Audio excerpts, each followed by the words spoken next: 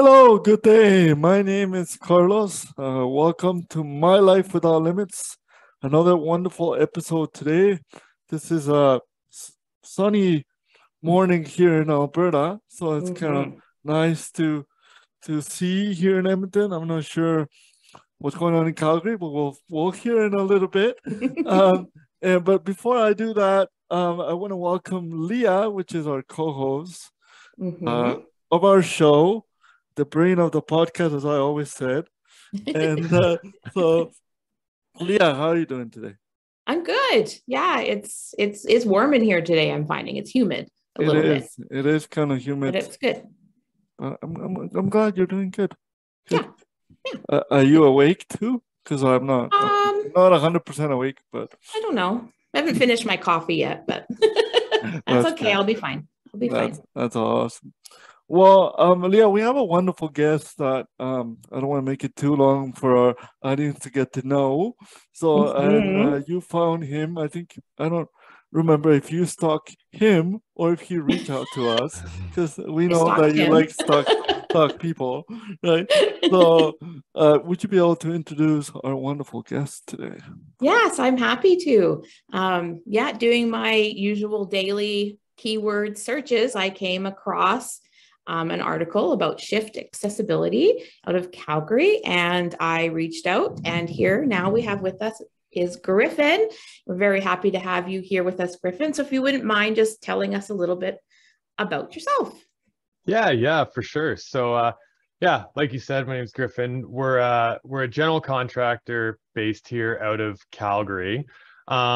But we 100% specialize in accessibility and universal design, primarily in residential private homes, but also helping businesses create more inclusive environments. So for us, we kind of do everything from grab bar installations up to additions on homes to increase the living space, especially for people who are living in multi-level homes and have difficulty navigating the stairs or just the multi-level lifestyle. We'll do additions so that they can move primary and full living to, say, a main floor.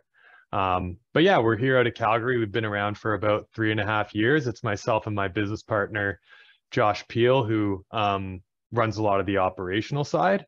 And yeah, it's a fantastic industry. We've loved working in it, and just everyone's so great, and the work is very fulfilling. So yeah, that's the short and sweet of Shift Accessibility.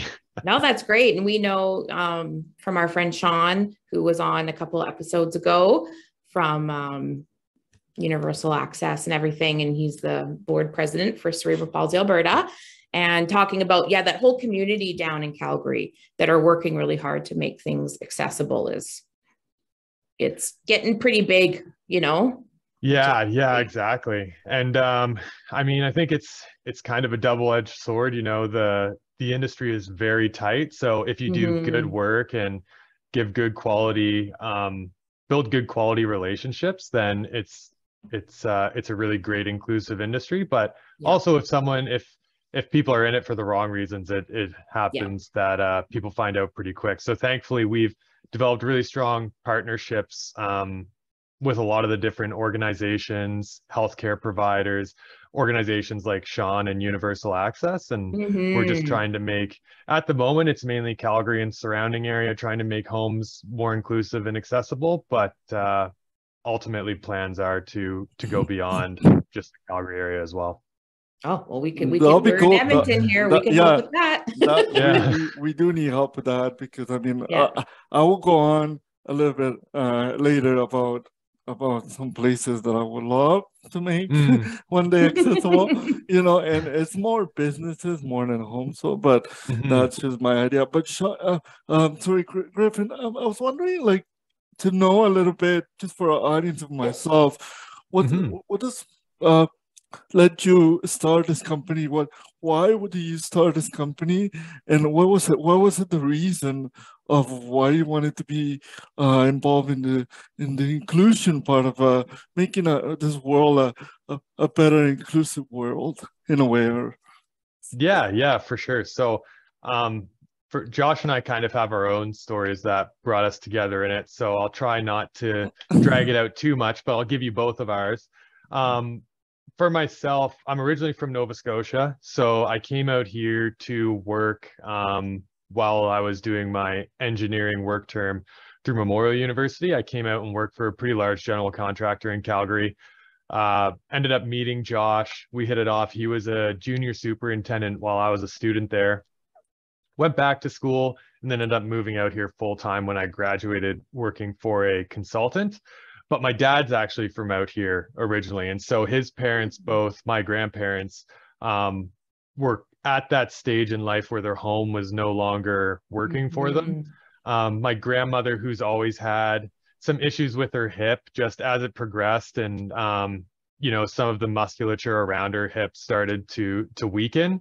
It became really difficult for her to navigate the stairs in their bungalow that they had here in Calgary. So with this and the special care that she needed, they started looking at assisted living facilities and ended up ultimately moving into one. When we got into that home, my grandfather wasted no time pointing out how, you know, this facility that they're paying all this money to be in actually isn't accessible for her either. I think, you know, you have the elevator from the main floor up to their suite. You get into the suite, but then it's pretty much a standard apartment, just has a wheel, like one wheel and shower, basically. So a lot of those tasks that you would hope you'd regain some of your independence and ability to do around the home, she didn't really regain any of that. I think for them, it was the right decision, just with some of the other healthcare providers who are on staff constantly there. But however, when we were looking at the built environment, it really I kind of turned a critical eye to how it was all getting put together. And my aunt, who's an occupational therapist here in Calgary, we started talking about it, and she said, you know, there's no one in the building industry who's really pushing or consulting or talking about how to make these spaces more inclusive. And that also led me down the road of, well, we never even looked at what we could do at their home to make that more inclusive, because a lot of what you want to experience and a lot of what we're running into now is people not wanting to leave their homes. You know, they have a strong sense of community where they live. They have friends, everyone knows everybody.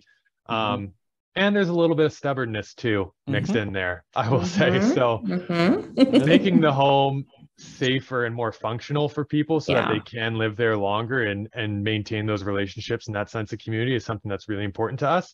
And so that's kind of my superficial story. I mean, I think there's a lot of different things from childhood growing up, and it all is one big web that combines into where we are now. But that's kind of the more root experience that I had. For Josh, we both met again, working for a large general contractor. Great company. Everybody wants to work for this company, basically, if you're looking to get into the commercial general contracting business. But for himself, I think a lot of it was, you know, we're both relatively young. We want to go out, see what we can do on our own.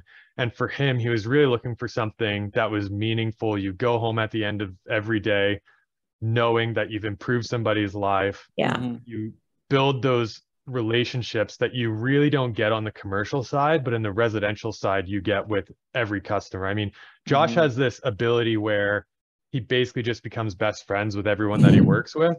I hear stories from his wife about how I think they were like renters at this one place for 1 year, and now, up until now, he has kids, but before, they would go to the neighbor of this rental property's house for Thanksgiving every year or something like that. Like just completely random people that he comes into contact with. So those personal relationships and that experience is really important to him.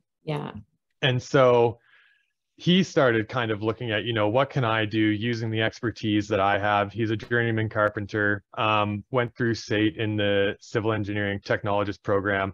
What can I do to kind of better the world, go home at the end of every day knowing that I made a difference? And that's how he kind of came into this space as well. And him and I were chatting, going back and forth. We'd have lunch every couple of weeks or months and talk about both of us wanting to do our own thing. And at one point he came to me and said, you know, what do you think about starting a general contracting business, but we focus on accessibility and making homes and businesses more inclusive, functional, universal? And so talked to my wife, he talked to his. My wife said, why wouldn't you?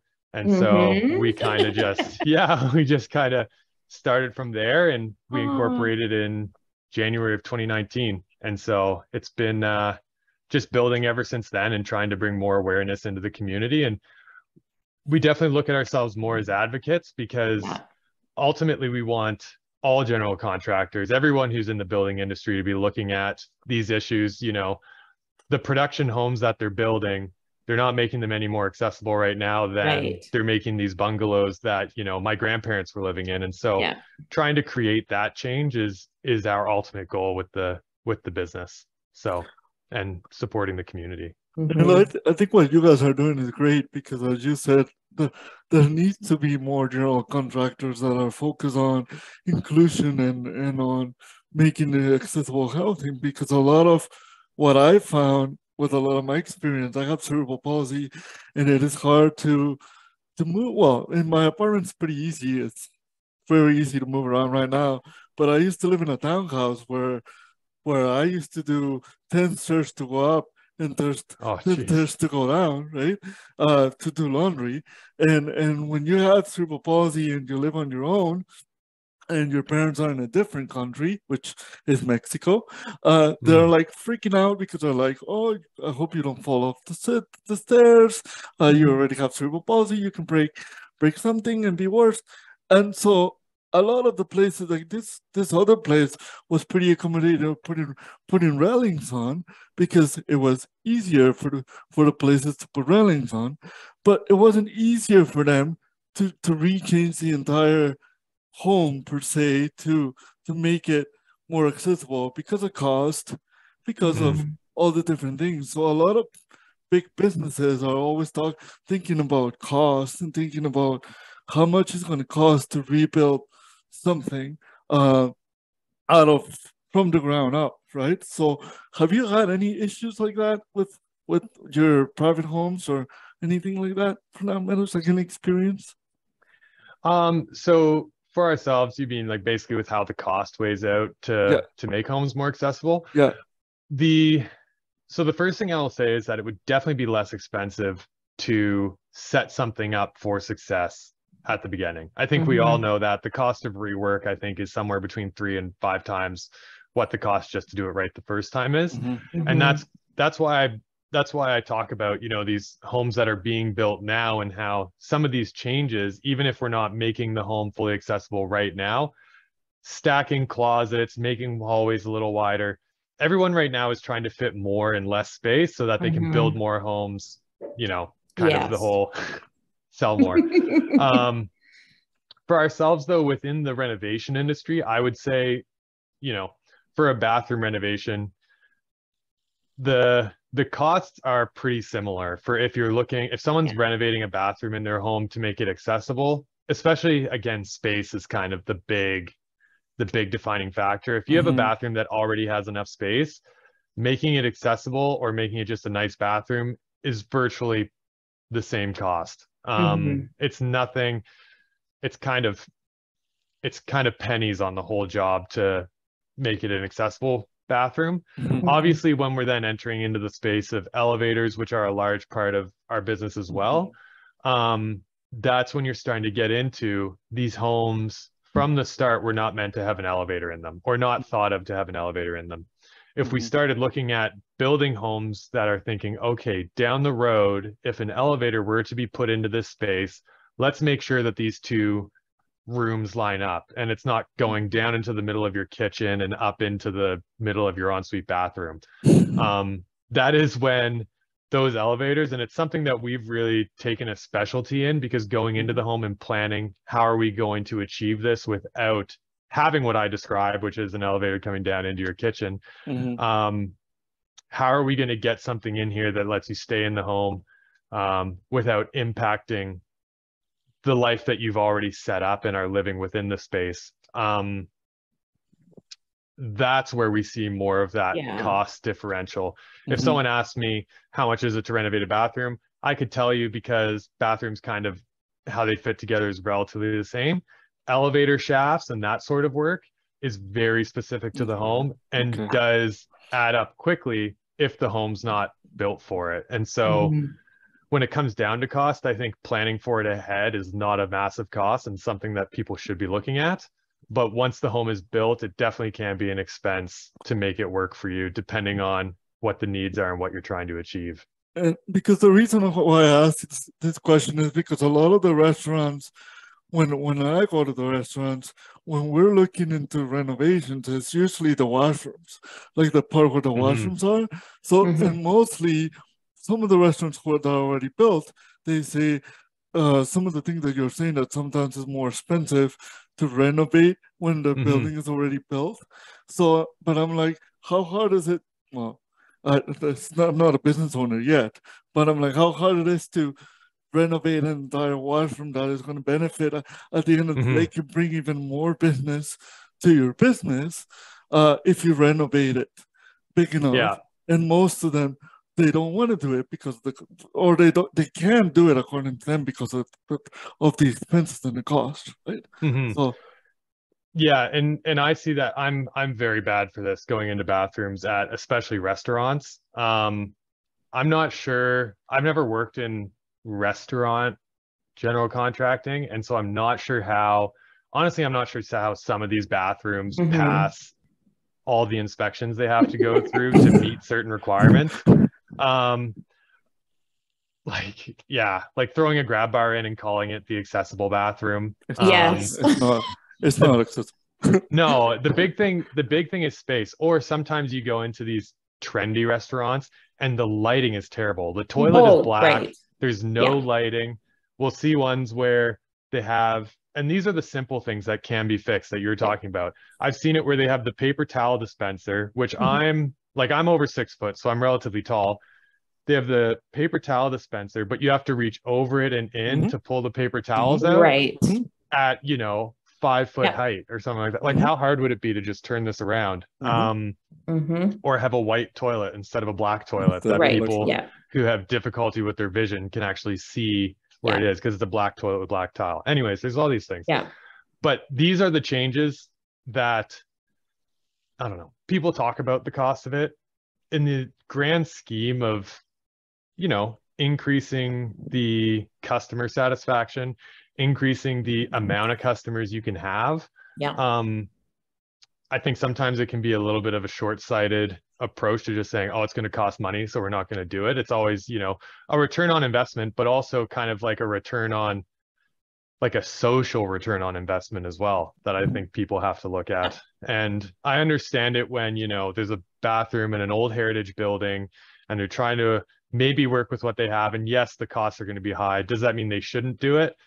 Not necessarily, but I understand that's a lot of work. But a lot of these bathrooms that we go into, just the fixtures or, not being able to put an automatic door operator on a door. Sure, it's, a couple $1,000s, but it would make such a huge difference to people. And those are the things that we're really trying to push for. And hopefully, with some of that stuff, I think it will come down the pipeline of the government and building codes starting to look more critically at these things as well. But I definitely know what you mean with respect to some of these changes. That, like, a small change can make a world of difference. Putting a grab bar somewhere makes the difference between someone being able to use the toilet or not use the toilet. It's a $50 grab bar for someone to pop in. And so that's something that we're really learning and that we're trying to advocate for. But and I think some businesses will get there. And I know sometimes it's not even a matter of them consciously trying to not do this. It's just a lot of people don't have the, I don't know what the knowledge or experience, I guess, to think about it. Sorry. One really good point that I did hear one time that I will say, because I think it's really interesting, is coming out of this COVID pandemic, or coming out of the lockdowns of the COVID pandemic. People are all upset. Oh, I can't go to the restaurant that I love to go to. I love going to this place. I love going to that place. I can't get there. And what people don't realize is this is an experience that a very large population has every day, because they can't even get into the business, whether it's open or not. And I think when you start to draw those parallels and people actually start to have those experiences, hopefully it allows them to understand what we're trying to achieve by saying, look, it's not that big a change to do this so that all of a sudden all these people can now access and enjoy your business. We know you have good food, but we want to actually be able to sit down and eat it in there. Everyone knows that takeout's not usually as good as actually sitting down and having the experience. And so I think that parallel was really interesting the more that I thought about it, because people complain, oh, I can't go to all these places. Well, guess what? There's a lot of people who can't go to these places because they're not outfitted to accommodate them. So that was a huge long-winded thing off of your question.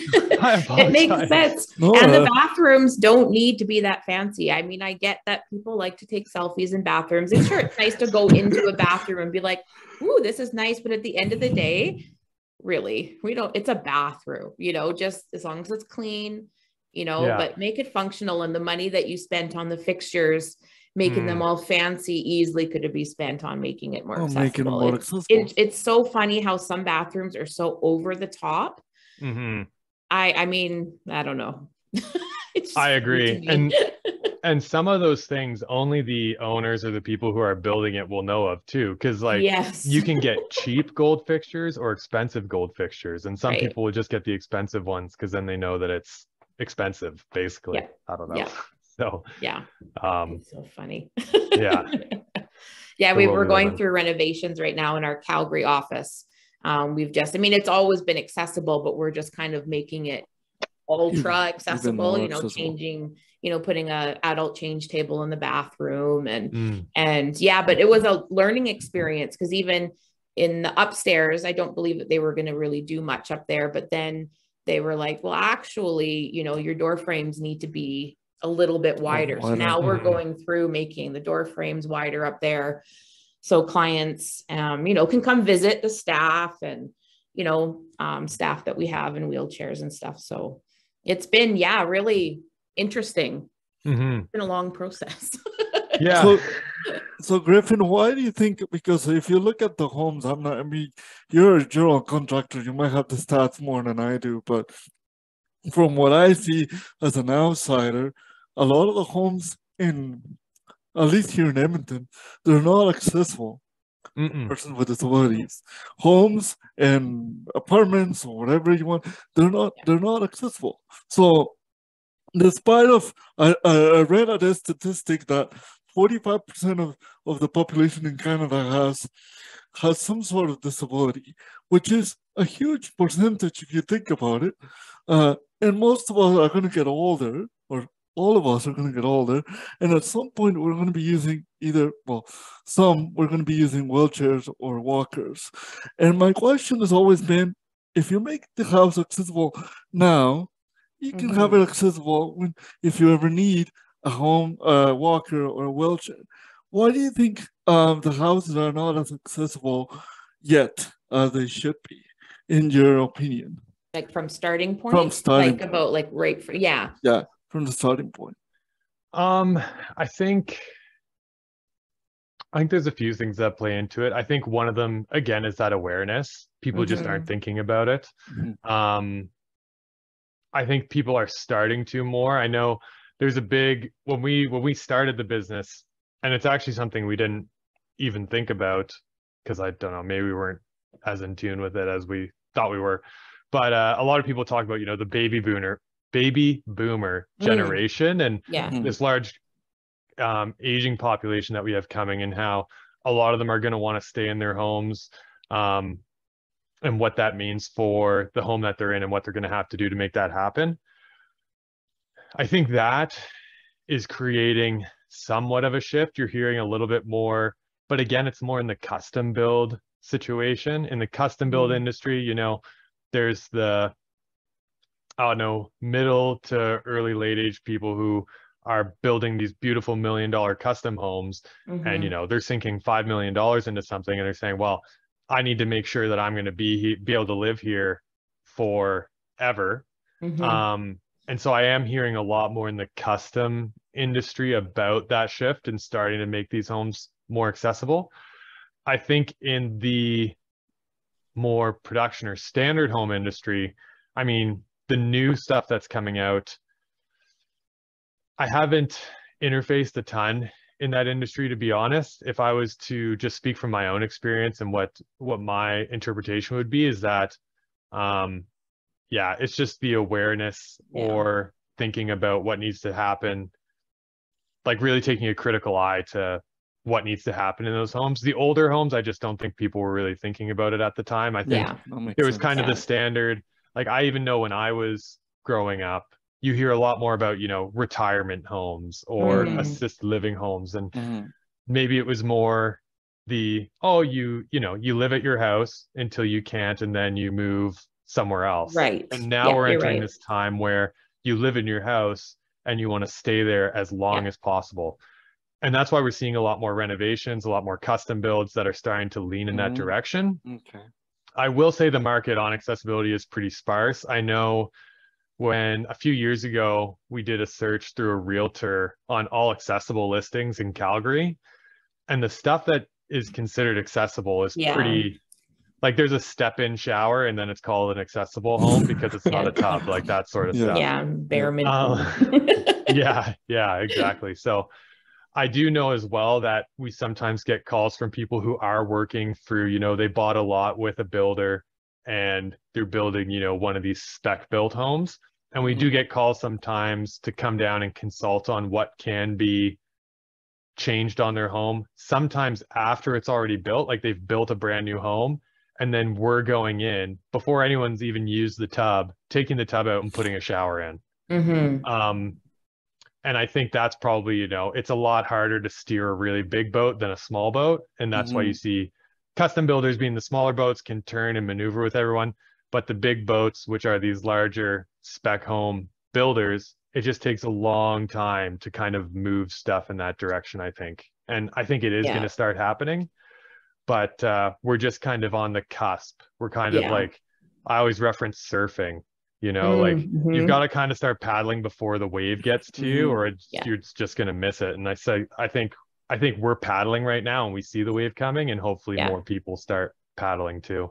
Well, that's an awesome phrase though. That's great. Yeah, I like that. Well, we get like on social media, when we have realtors send us their listings saying like, this is an accessible home, would you mind, you know, putting it out there? And people love to see it. People are always like, oh my God, that's, you know, and they're tagging people that they think would be interested.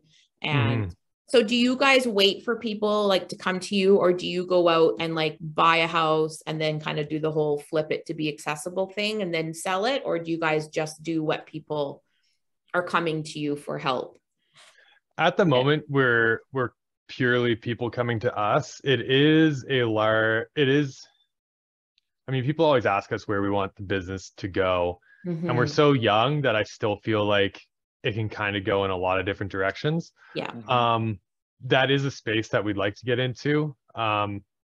If not for selling, then even for renting. I know there's a large population of people who go through a transitionary period between being in the hospital to out of the hospital, but not able to use their home. And meeting the need of that transition is one thing we've thought a lot about, with respect to building out a home to be accessible and then having someone rent in there for that transition. But also, we also understand that as contractors, we can look at plans and know what we're looking at. That's not the case with everyone. It certainly wasn't the case with me when I first started, and I looked at plans and I thought, I have no idea what all these lines are and the squiggles and the dots and everything else. So having a space like that you could actually take somebody through and say, hey, this is what we're thinking of. This is how it will look like. This is what you can expect. We think would be really beneficial as well, because renovations are stressful and getting work done on your home is stressful. Pair that with now you're wanting a renovation that hopefully is going to make the home more accessible, functional, and allow you to live more independently. That's a lot of trust to put on a contractor, because no one wants to deal with the guy who goes in, does it. You now have a bathroom you paid, you know, $20,000, $30,000 for. You go in there and then it doesn't work. Right. And then what are you going to do? And then it's like, I think there'd be a lot of headaches with that. So building out these spaces to help people experience what they could expect is another thing that we're really interested in. And I think whether it's flipping or whether it's starting to partner with organizations where we are kind of building some production style homes that are accessible, these are all goals that we have for the long run. And we think that's the kind of stuff that's really going to create the paradigm shift in the industry, to have other people walk through and say, oh, like I could do this on the homes that I'm building too, and it wouldn't be that crazy. And like I said, we just want to get everyone paddling with us to catch that wave, to make sure that everyone's taken care of. Well, if anybody from Home and Garden TV is watching, this would be a great TV show. Is to follow along the, you know, the process of, I would watch that. My wife has said that to me too. She watches, she watches some of that HGTV stuff, and she has said that as well. But yeah, it'd be a cool opportunity, and even that would be an opportunity again to showcase to a much wider, building the awareness around it, showing what can be done. Because I think some people, you know, they hit that point living in their home where they say, oh, I can't live here anymore, I've got to go find somewhere else, and they don't think about what they can do there. And also building out that inventory of other places people can go, because sometimes, you know, you're living in a 4-story home, very tight. It would take a lot of work to make that work for you. But then there's not even an inventory of homes that you could move to make it work for you. Typically, you're moving to another house just to work on that one. So building out that inventory is something we're really passionate about as well. Oh, I love that. That's, because people do forget that they can become, we talk about all the time, you could be part of the disabled community tomorrow. Like it's, you know, we live in a winter city. The sidewalks are icy most of the year. You know, it's like people just need to remember that they might need that kind of house one day. You know? I've heard it phrased as temporarily able-bodied. Yes, exactly. That's exactly it. So how was the pandemic for you guys? Because you guys were only about a year old when all of that happened. So how did that work out for you? It was exciting, that's for sure. It was, I think, being a young organization and building out those relationships and our referral network as well. We work really heavily on referrals, both again through healthcare professionals, different suppliers, different organizations. We thankfully made it through and continued to grow through the pandemic. Oh, wow. But it's obviously easier to do when you start off so small. The growth is easier to come by than if we were a larger organization, because then you hear about all them making cuts. But the pandemic was really good for us. We definitely, we hope that the level of professionalism and quality that we bring helps people be assured that we're going to not only execute their renovation or work properly, but also take the proper precautions when it does come to managing on-site work during the pandemic, you know, having protocols in place, only one trade in at a time, those sorts of little things that I think really give customers the confidence that we're actually being responsible and taking care of them. And one of the big things for us is, and the question that we always ask ourselves is, you know, who would we put into our family's home? Because this all stems from me with my grandparents and thinking about, oh, what could we have done at their house? But also, who would I put into their house to do that work? And like the trade relationships that we have, we've built out a really strong team, and everyone is super bought into it. I mean, they're all, you know, expert. Like our plumber is a universal and accessible plumbing expert now, basically, because all the jobs that he works on with us are all in this space. And same with the tiler and the electricians and everything, which has really built a strong team, because now we go in and there might be something that we didn't think about, or there might be suggestions that they have. You know, our electricians will go to the homeowner and be like, hey, have you thought about having like automatic lights for in here? Because it could be difficult for you to flip them on and off. Or have you thought about heights here? So everyone really takes ownership of their own scope and how they can make it the best for the customer. And we're all just really bought into what we're doing, and it's made a really awesome team. So I think all of those things coupled together resulted in us still remaining quite successful throughout COVID. And again, starting off pretty soon before it, we ran a pretty lean operation. So there wasn't much that we could cut. So we only had one option. Yeah. Yeah. No, Oh, I that's love awesome. that you guys work like, I like that because I'm working on our website of really developing a really good resources section, and I want anything and everything. So that's good to know that, you know, we can put something on our website that says, are you considering this in your home? Well, here's who you can call that has the knowledge, you know, of accessibility and all that. So that's awesome. We'll have to work with you guys on that too. For sure. Yeah. Let me know. I'm always happy to pass on our, I don't even like calling them sub-trades, our trade partners' names. Yeah. Yes. Partnerships. I love it. Being in communications, I love nothing more than a partnership, like on social media and stuff. If somebody is sharing our information, I will, you know, promote their things. And it's like, we're really big on collaborations and partnerships around here, and, you know, long lasting, you know, friendships, relationships. That's awesome. Definitely. That's awesome. When I build my house, I'll contact you, Griffin, because I'll make sure my house is accessible, because that's my dream, to have an accessible house, you know, like all ramped up, easy to move and easy to maneuver, you know, like wheelchair friendly, because not a lot of places are wheelchair friendly when it comes to homes, right? So it's hard to invite people. For me, it's super hard, or it was super hard to invite somebody when I used to live in the townhouse, of saying, hey, come to my house, but oh, sorry, you can come to my house, but there's not enough space for your wheelchair to go through between the kitchen aisle and the living room, or upstairs, because there's the stairs, you know, and I feel bad, because you want to hang out with that particular person, show him your home, but you can't, right? And those are the things that you say.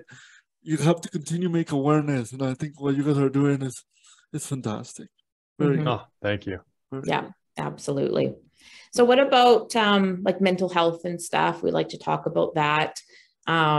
You know, you working and running your own business and stuff. What do you do for your own personal mental health to keep yourself in check?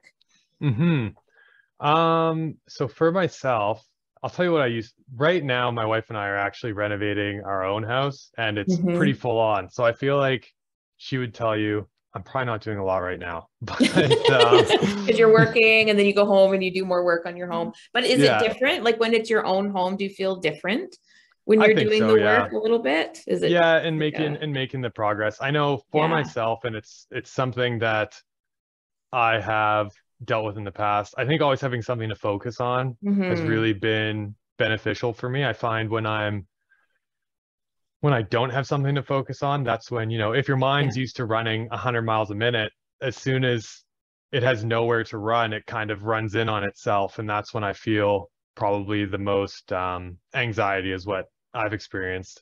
I think another large thing, especially previously, was going to the gym. I used to go to the gym basically every morning before work, and the days I would have after that are just incredible. Josh could tell you, every morning when I walk in, he can tell if I've gone to the gym or if I haven't gone to the gym. Because he's just like, if I walk in and my eyes are puffy and I'm like kind of groggy, apparently I show it very easily. I don't know. He's like, walk out that door and go to the gym, then come back. So starting my day with not rolling out and going to work is something that always has really benefited me. I don't even know if I would attribute that to the gym or just, you know, doing something in the morning. If it was getting up and going for a walk, I think that would do the same for me. But it just kind of felt like it was like cleansing my system, or I could, I don't know, flush out whatever I had to flush out before the day started. Now with this renovation, my wife is actually pregnant at the moment as well, so she's not going to the gym. Congratulations. Yeah, thank you. But she is also my alarm clock, so now that she's like sleeping in every day, I'm like, I'm not waking up for anything except for to roll out of bed. I know, right? Yeah.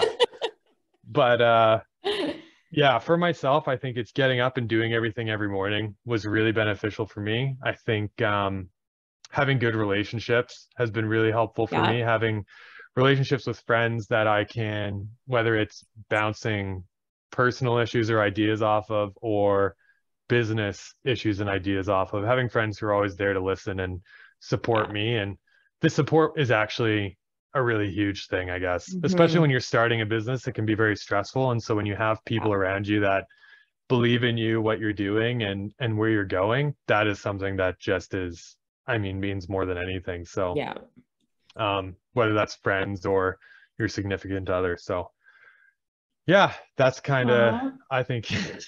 See, but that's another thing, is having a family, because you go into a lot of these, like, where they say it's like a starter home for a family, but then all of the adjustments you have to make to keep your child safe. It's like, oh, why is this a starter family home when the stairs have like no carpet and they're so steep, and you know, and you're having to barricade everything off? Then it's like, why shouldn't we be building houses too with that in mind, saying, you're at some point, there's going to be little kids running around here and you're going to want to keep everything, you know, it's kind of, you know, so yeah, it just made me think of that when you said that you're. Yeah. No, and that's the thing, right? Like, functionality transcends through all, like, people of all abilities, people of all experiences, all stages of life. A lot of people draw the parallels of, you know, a wider doorway is not only going to help with getting a mobility device through, it's going to help you with moving furniture. You know, having specifically planned stairs that are not a constant falling hazard is not going to only help someone who has difficulty maybe navigating through the hallway at night, but also your newborn toddler. All of these changes that we propose, I mean, for me, and everyone we talk to, a wheel-in shower, zero threshold shower is way more preferable than any other type of shower. People just think they're crazy expensive, and so they don't want them, but they look incredible. They're seamless. Absolutely. Like, so it all just transcends all abilities, experiences, and ages. And so when you start to realize that, that's another thing that can really push the awareness, or at least the change within the industry, to start looking at it like, you know, like, I don't need to specialize in something. I can just start incorporating these little bits into what I'm already doing, and it'll just make a world of difference. No, that actually is a good point about how it can look really slick to have, you know, an accessible shower where it doesn't look like you're in a hospital. They don't have to look like, you know, you're in a care facility. It looks really good. No, you're absolutely right. And that's a big thing that we focus on, because especially more so, I think, with the people looking to age in place, their big thing is that they don't want it to look institutionalized or like a hospital. So again, with us and the trade partners that we have, one of our biggest goals is to maintain, or not even maintain, but create functionality and universal use, but also have it aesthetic, because people, you want to feel at home. You don't want to wheel into your bathroom and feel like you're in a hospital or you're in some institution. You want to wheel into your bathroom and feel like you're in your nice, clean, beautiful bathroom that you enjoy spending time in every day. And so that's what, because the experience goes beyond even the functional experience, but it's the emotional and mental experience that you have in the space as well. And that's what we're trying 100%. To really bring all together. 100%. Love that. That's awesome. You have any more questions, Carlos? No, I already give out all my questions. All your questions? Yeah. Well, then I'll ask the last one. The doozy one. The doozy one, which is, what does life without limits mean to you? And do you feel you are living your life without limits? Yeah. So I thought about this one a lot. I'm not going to lie. It was very interesting because this is probably what I mean by, like, mind goes 100 miles a minute and then you stop to think about something and just trying to collect your thoughts. Because I kind of probably broke it down way too further than I had to, and then had to, like, pull myself back. Good.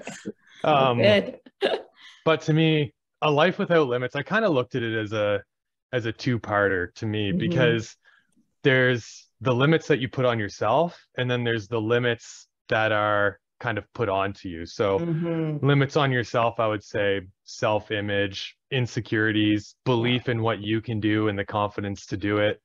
Whereas the limits put on you might be opportunities that you're given, expectations of others, the physical environment, which we've talked a lot about. Yes. And so living life without limits, I think, is when all of that comes together, whether it's pairing of some things, you know, having the belief that you can overcome maybe some of these physical barriers, but also having some of these barriers, and like what we're doing, trying to fix them and improve that for everyone else so that they can live a life without, you know, physical limits.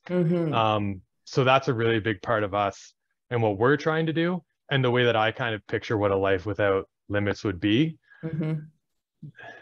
With that said, do I live a life without limits? I think everyone wants to think they live a life without limits. I know for myself, my biggest limits come from that first part, which is the personal limits that you put on yourself.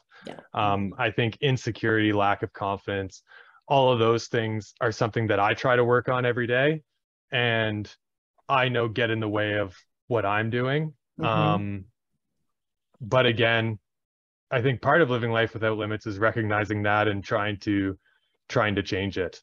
And if you can change it, then it's not a limit. It's just something that you're putting on yourself temporarily, but a limit means you can't go past it. And I think that we can. So that's what we're trying to do.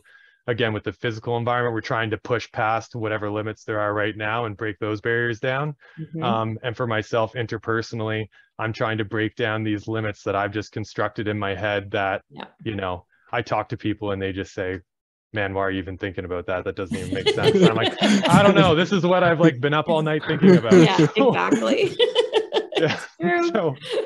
So trying to live my life without limits for sure. And working my way on it every day.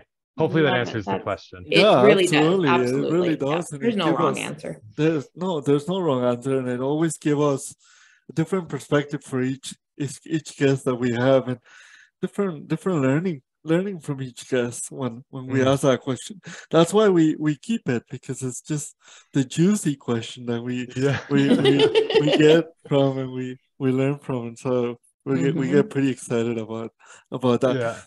Thank you so much, Griffin, for all you do, because I think if people haven't come to you or haven't asked about your business, they should actually, because it's fantastic what you guys do. Too bad you guys are not here in Edmonton, because I think we need people more like you guys here in Edmonton. We haven't at least I haven't found somebody like your company here in Edmonton that can do something like this. I know there's a lot of people doing speaking up about accessibility. I recently actually heard from a restaurant owner that he's actually doing something to the restaurant that I go to now. Good.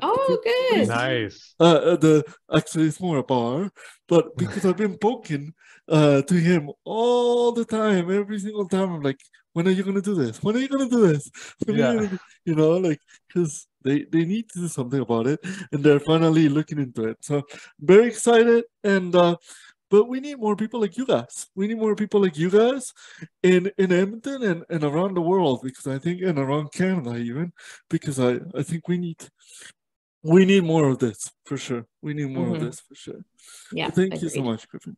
Thank you. Awesome. Well, thank you guys for having me, and it's been awesome talking with you both.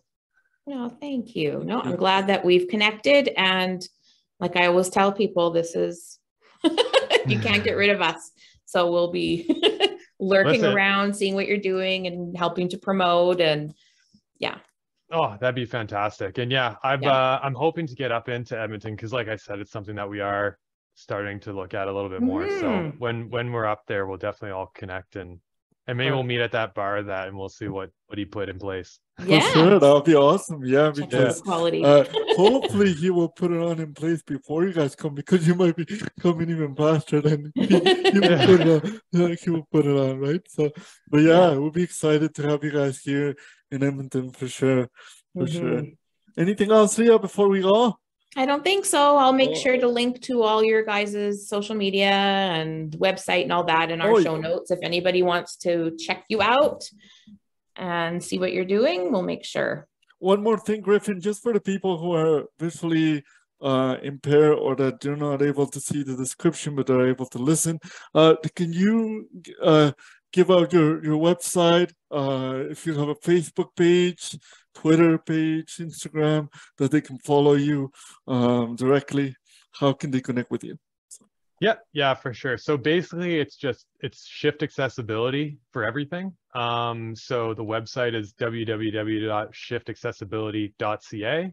Our Instagram, which is where we're the most active, is at Shift Accessibility. And yeah, you can connect with us through there. info@shiftaccessibility.ca is the email that can be sent, or that you can send emails. And they get back to you, because I sent an email and you guys got right back to me. Yeah, for awesome. sure. Yeah, for sure. Yeah. So yeah, that's how we can all connect if anyone's interested in having us look at anything. Great. Well, thank you so much, Griffin, for your details. And just to let everybody know, this will be the last episode before Carlos goes into vacation. So Nice. Leah will be going working on the YouTube videos. You might see a Shift Accessibility video up. So if you are seeing that, enjoy this as much as we have done. And please make sure to continue to live your life without limits and have a lot of fun today and always. Take care, and we'll see you soon. Bye-bye.